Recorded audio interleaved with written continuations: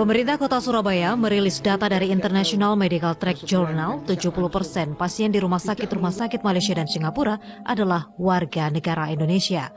Diperkirakan ada perputaran sekitar 100 triliun rupiah setiap tahunnya.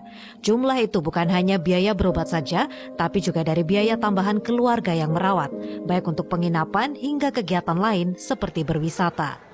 Pengobatan yang dilakukan tak hanya penyembuhan penyakit saja, ada yang ikut program kehamilan dan tindakan kecantikan seperti operasi plastik. Karena di tempat kita, itu kan ada data. Kita itu punya 70% yang berobatnya itu orang Indonesia. Kalau kita mau lihat rumah sakit di Malaysia dan Singapura, itu hampir 70% itu yang berobat orang Indonesia. Dari 70% tadi, sebagian besar itu adalah orang dari Surabaya. Berarti apa, loh? Ketika kemarin saya bertemu beberapa orang menyampaikan, saya tidak bisa didiagnosa di Surabaya. Saya ke luar negeri pakai jet pribadi loh. Ternyata sampai di sana, ternyata sama. Diagnosanya sama dengan yang ada di Surabaya. Beliau mengatakan ke saya, Pak Wali, sebenarnya dokternya hebat yang diagnosanya podo. Cuman saya itu karena percaya di sana itu pelayanannya lebih baik, sehingga saya ke sana. Ternyata setelah sampai sana tetap aja sama seperti yang ada di diagnosa di Surabaya. Wali Kota Surabaya Selasa siang melakukan penandatanganan kerjasama dengan beberapa stakeholder terkait, termasuk Universitas Airlangga yang akan membuat aplikasi untuk mengatur teknis penerimaan pasien ke Surabaya. Rencananya, dari bandara, pasien langsung diantar ke rumah sakit. Selain itu, hotel untuk keluarga yang mengantar juga disiapkan. Kualitas tenaga medis dan rumah sakit tentu menjadi tumpuan utamanya. Namun strategi harga juga tak kalah penting.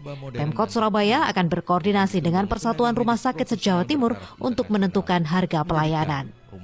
Kita mendukung penuh antusiasme dari atau program dari pemerintah pusat, dalam hal ini digawangi oleh Kemenparekraf dan Kemenkes, yang memang mengembangkan pilot projectnya Bali, Medan, dan Jakarta.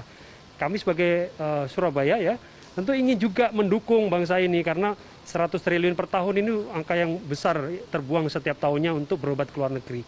Surabaya punya layanan medis yang unggul, yang baik, termasuk pariwisatanya. Sehingga akhirnya kita ingin menginisiasi ini juga sebagai bentuk dukungan kepada masyarakat kita.